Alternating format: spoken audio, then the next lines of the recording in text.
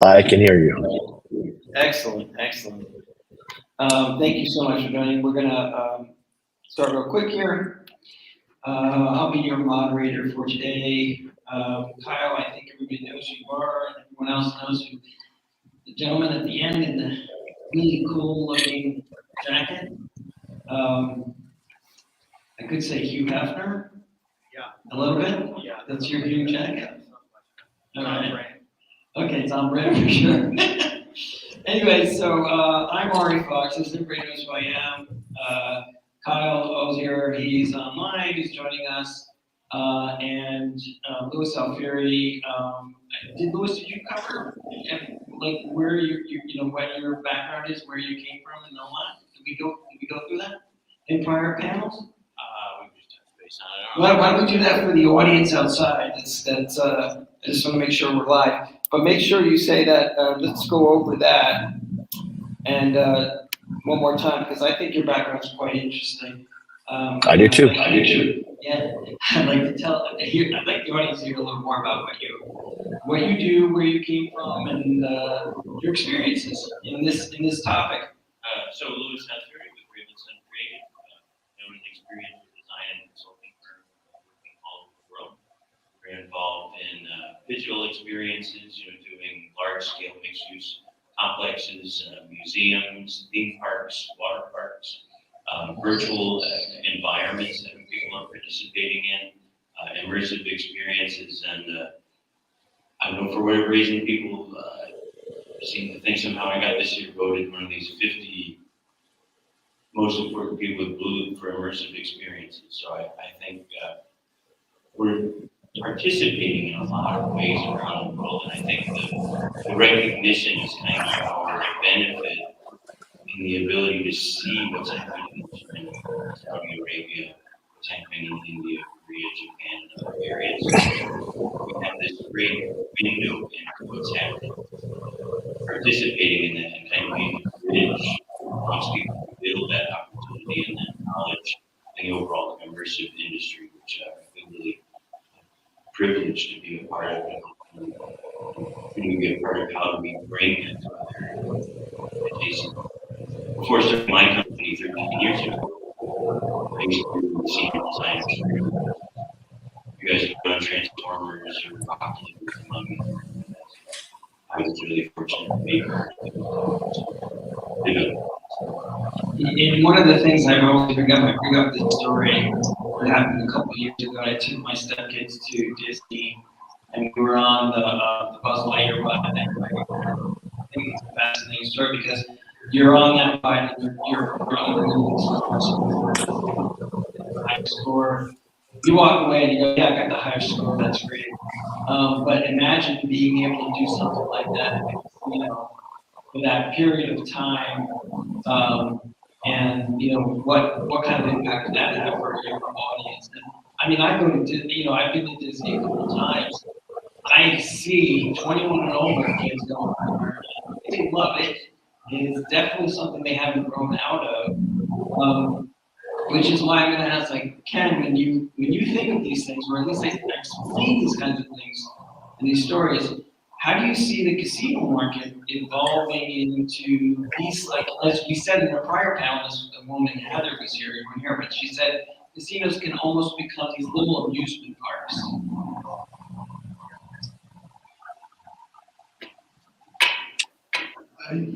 Yes, it's getting them to be something different that they can't get out. We've experimented with all kinds of stuff. Meta games on top of slot machines are using readouts to put in a Mario Kart type environment. Putting in full-on immersive water parks. Something completely different. The larger project, and so last week we were on Pursuit, we were watching that immersive art experiences. So something that's isn't a different reason to come in. And not only is it different, it's going to be amusement park. One of the things we put in the Chicago casino is all the gems. Their microenvironments are completely customizable. So these are big, kind of FOMO-inducing spaces. You can trick them out however you want to. You want to book the internet, that's great. If you just want something to create a video game tournament, that's fine. If you just want to do an ultra-large bottle service, but allowing groups of younger kids to pretty much come into our building, have a great time doing it in the space that's built and customized they want it to do where everyone's got the giving them something that's tailored to them, not something that's tailored to the software. And Kyle, tell us, and we're going to touch on your background too, because the reason why I'm asking Lewis and yourself is because you guys are coming from that type of imagination or Imagineering type of background. And, he just mentioned, he can't just mention a room which can be transferred for different uses. Tell us a little bit about your background and how you see the future to adapt to the younger generations in really cool immersive spaces. Thank you. My background is in politics and theater, which are not necessarily two different things.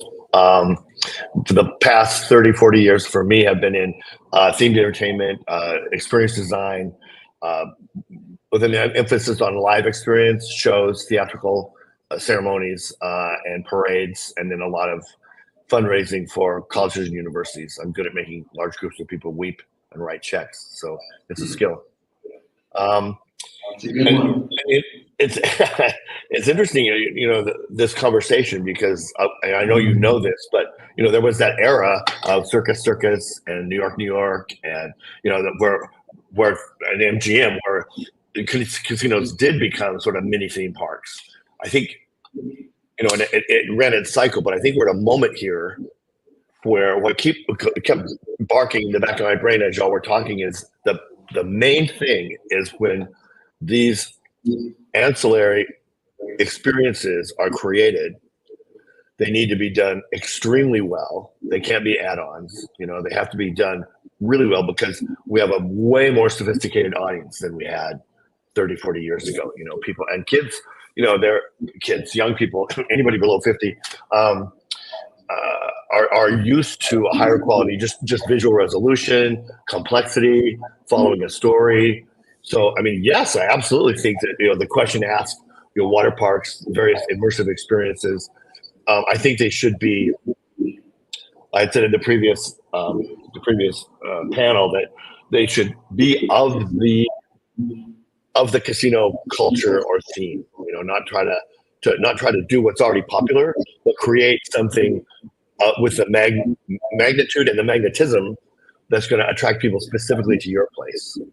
And I think it was Lewis that said, start small, start with something people go, oh look, and then once you've got it down, then let it expand slowly. You want people to go, oh, we wanted to go, but it was too crowded. That's great press, so this is just my advice. Don't go in big, keep your big idea, but hint at it, create it, and then watch as your audience experiences it, grow it in the way you see the best response. Does that make sense?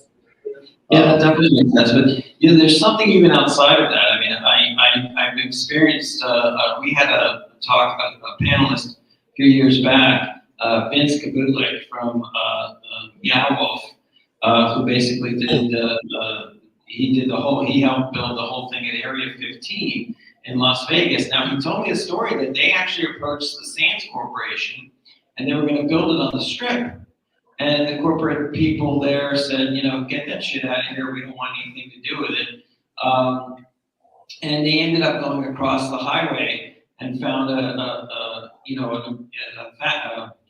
warehouse, and then built Area 15, which is highly successful in Las Vegas. My question is, we'll go from the spectrum to doing the most thing that you're saying, Kyle, from starting small to an Area 15 or an outside person coming in and act like a Vince and setting something up like that. I'm going to ask you, Lewis, from a varying degree of, starting small to a Vince Kabudlik kind of iteration where that person is actually volunteering and building it for you and sharing it. They could have shared the revenue with Sands. They could have been next to Sands and done something like that, but they rejected it. So maybe they were asking them to participate in the cost of the building, but my question is, at some point, when does a casino, or what level does, what is the trajectory or the span between the minimalist amount and the most amount? Well, it's a multifaceted question and answer. So first I would emphasize Vince's story is unique because it really wasn't meow.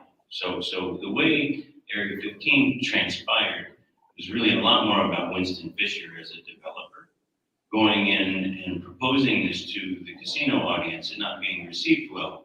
And then he decided to fill an underserved market and create a completely new entertainment offering in the Vegas market that then he got tenants like Vince as the anchor and their team to participate in. And he's created kind of a portfolio of assets that fill that space.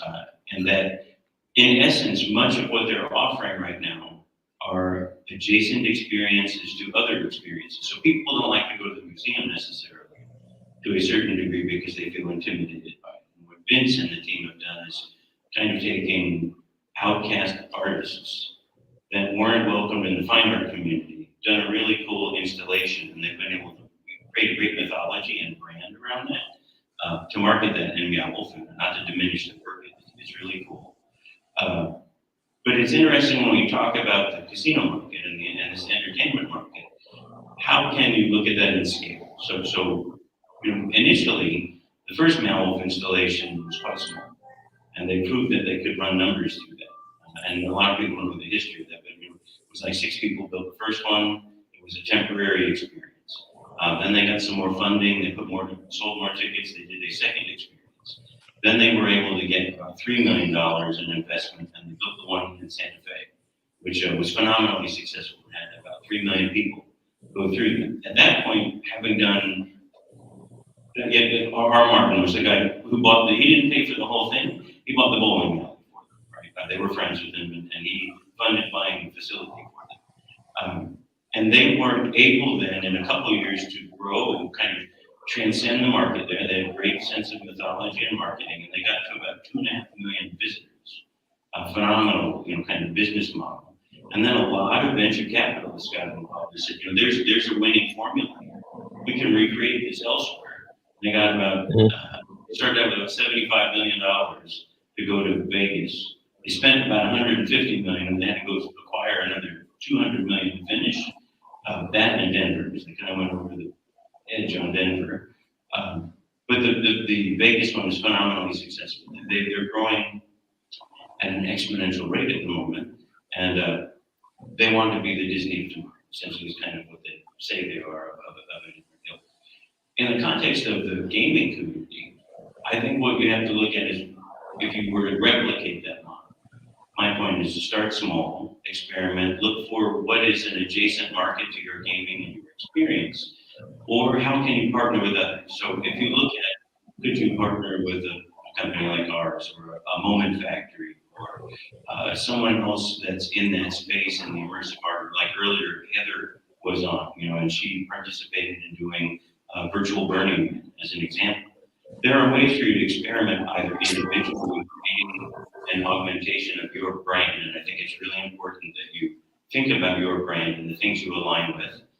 What's missing in your demographic or your audience locally that you can build on to grow that. And then start small. So just like Meow Wolf or any of these others, start small and iterate. You don't have to build a water park out of the gate unless you have really the catchment that you can justify.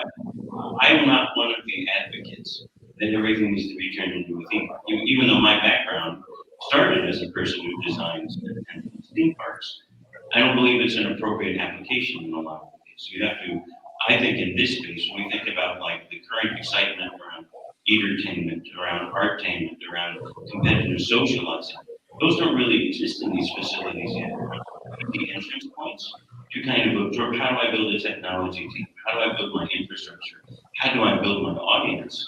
And a much more manageable CapEx, or whether you do it as original IP on your own brand, or you partner with another brand to kind of bring that to your property to augment that. It's a much better entry point in my perspective.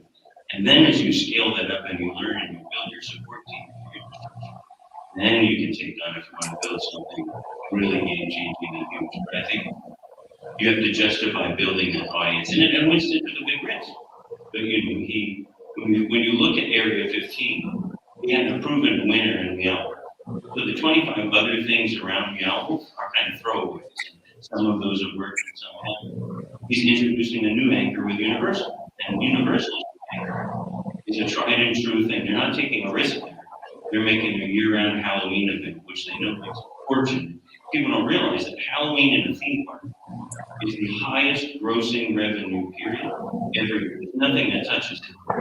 Halloween makes more money than anything hands down they close than the whole periods of the rest of the year. And so Universal opening this property is the end. To touch on that, it's just interesting to note that there are just things we talk about starting small. So I'll walk into Ken's Casino in Bethlehem, for example, and maybe you can touch on this too, Ken. And it is a casino floor, like any other casino floor. To think about just doing something where the casino in Pennsylvania is Bethlehem. It was a steel town. There, if he just started something where he had, what are those 3D images of steel miners walking around, or steelworkers walking around this casino floor, maybe sitting at a table in a sort of like ghostly manner, talking to people, things like that. I mean, from your perspective, Ken, how do you think that would, in the casino space, obviously that would be quite an attraction for people to add on, but from a gambler's perspective, would it make a difference?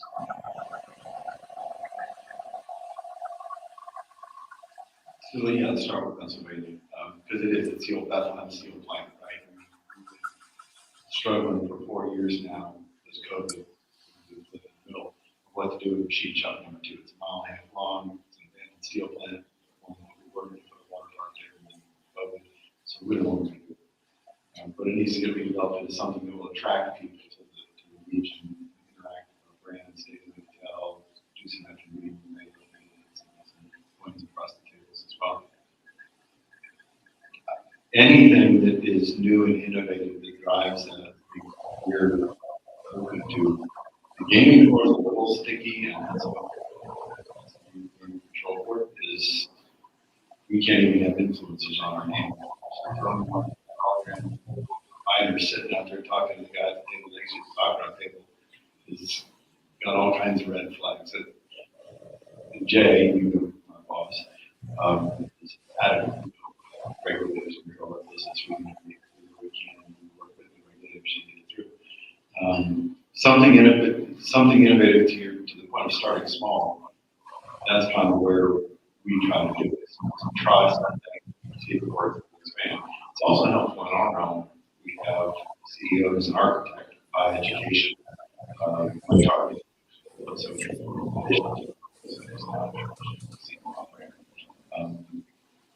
Myself included, I'm from Bass Pros. Guys that came into the organization aren't not trapped in that mindset of get the hell out of here. We have a nice mix on our leadership team. Things like that. Test those out. Again, building and betting slot machines, but isn't related and isn't impacting the game. That's the sort of thing we tried small. We're still working around some of the bugs of it, but it's a very different animal. You have to work with regulators to do stuff like that. But start small, see what works, and see where you go. But a lot of it, and I'm touching something, sorry, it's a little bit off topic, is where is your casino located? It's easy to build Area 15. There's a higher probability you can be successful if you want to show up to go to casinos and then become local. In Atmore, Alabama, which is our reservation, first casino, there's a little different deal there. So you don't have to live something because you're not going to get the overflow. And I think a lot of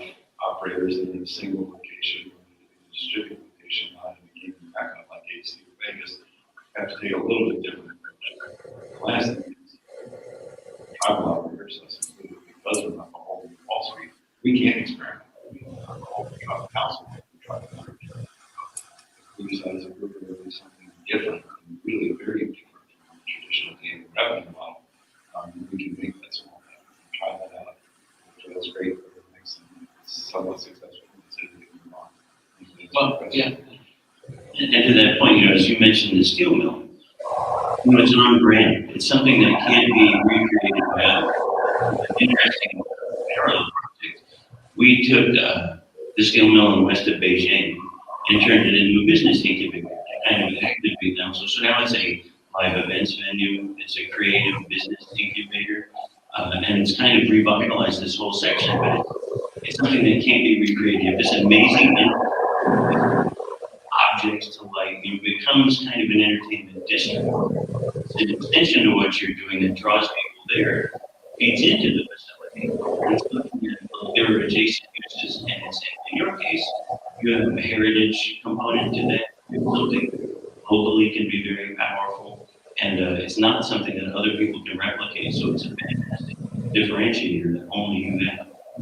Yeah, and the other thing I would say is it's the next logical step. So we bought that property from Sands, but the legacy of it, the way it's built out, the artwork as you walk through the halls is all the old blueprints from the steel mill. There's the reliefs, and little art reliefs that were about corporate offices. And you go through the light and all of it is steel. So there's a legacy of playing off that uniqueness of the property, and everything that the casino has done from the day it was built to today. It's now using the technology and a new experience. So Kyle, if you want to jump in on that exclusivity to particular properties, regarding, we talked about Bethlehem Steel, that trade, and then what about even their tribal, down in Atwood, Alabama? Along those lines, I listened to you speak. For instance, I would, in your shoes, I would create my own IP. I mean, that's based in, and you were saying, based in the culture behind, your casino or that area of the country, but create my own.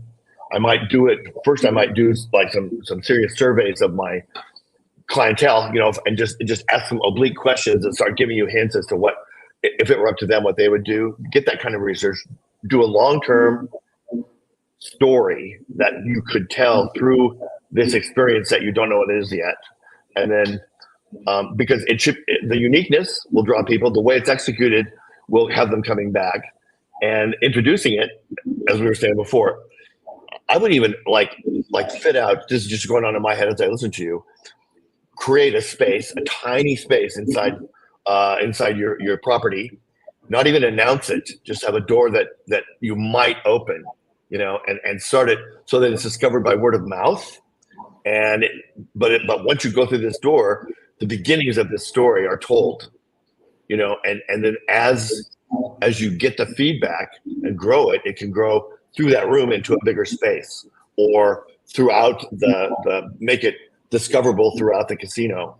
The casino, I think, needs to have, or it helps to have a legacy, a backstory behind it that can be romanticized or beefed up in terms of just action, visceral experience. But I think it needs to be personal, and it needs to come out of the people who visit it and the people who own it and live in it, rather than buying something off the shelf. I mean, and then bring somebody in. I'm sorry, Louis? When you get done, man, I'm going to say something sacrilegious. Oh, you are? Okay. Well, that's pretty much, I would just say keep it unique, keep it born of your culture, and I don't know about bring somebody in that is absolutely under your creative auspices, and so that you get your vision realized. Somebody who can really take it out of your head and create it. This is my advice, my first response. Louis? I'm going to go off topic just for a moment. First off, I'm probably the only designer in our industry, in the entire experiential entertainment industry is going to tell you, I think you don't need story all the time. People chime in on it constantly. I don't agree with it. I think the truth is when you have the ability to tell a story, and storytelling for all of humanity has been linear up until now. Game engines and the use of the game engine at scale and allowing people to co-create in a multi-threaded narrative right now, Right. it's changed the way story has been delivered for the entire human race. It's about to change where 1 million people together playing a game or an experience can create the content in real time as a community now instead of following a set of markers, which is something that's really a remarkable opportunity for all of us if you can kind of guide that from a brand perspective. My opinion is that when you look at storytelling, that's one way of doing it. But when we look at sports, we look at those kind of human experiences. You go out into nature. There are a lot of ways to create an ambient experience that has high memory creation, high memory content that's not driven by the need to create a narrative form in a space. I think it's when you go to the, as an example, just thinking about the architecture of your facility, when you go to the Getty in Los Angeles, there's not necessarily, there's a story of art within the facility, but the facility itself is a kind of almost like religious experience. Everything is a framed view that they've done that you go on. There's not a narrative journey as you go through that space. There are experiences that you're having, and you're having a dialogue within the space. So I know folks that are in my industry are glued to that everything has to be story-based. I think if you can do things at a very high quality level with intention in how you design it, how you think about it, how you articulate your facility or your choices, or understanding now this direction to go in the mode of total co-creation, then we have more avenues of opportunity to express than only using that as the single narrative. And I just want to emphasize again, I'm alone. It's like, I think it's actually, You're not alone. But that's my perspective. Permission to redirect? Go right ahead. And this is a long wrestling match between narrative arc and the gamification and branch narratives, and finding a way to create branch narratives that have a relationship to each other but are entirely different, so that there's still, beyond a visceral connection, a logic behind. Like a bunch of independent great experiences are not going to be as resonant as if they don't have some relationship with each other. And so it doesn't need to be a story, no hero's journey, but there needs to be some resonance among them, and it needs to be unique. So I agree. I mean, I see where you're going. I think Liz and Michael Libby and I argue about this, or evolve the conversation about this all the time, because I came from narrative arc, and now I'm understanding. People really they want it in bites, and they want agency. So creating an experience that gives your audience agency, but also engages them emotionally, or they feel something deeper than just the story they're watching or experiencing. It sounds complex, but it's really a very simple approach. They need to relate to each other. And then it becomes a network within your full-on experience. Anyway, that's... Well, we've run out of time. I wanted to thank Ken. I wanted to thank you, Louis, and Kyle. Thank you so much. Kyle, I hope you'll join us next year in person. So yes. Thank you so much, everybody. And we'll have our next panel now. Have a good day. Oh, sorry. Thank you.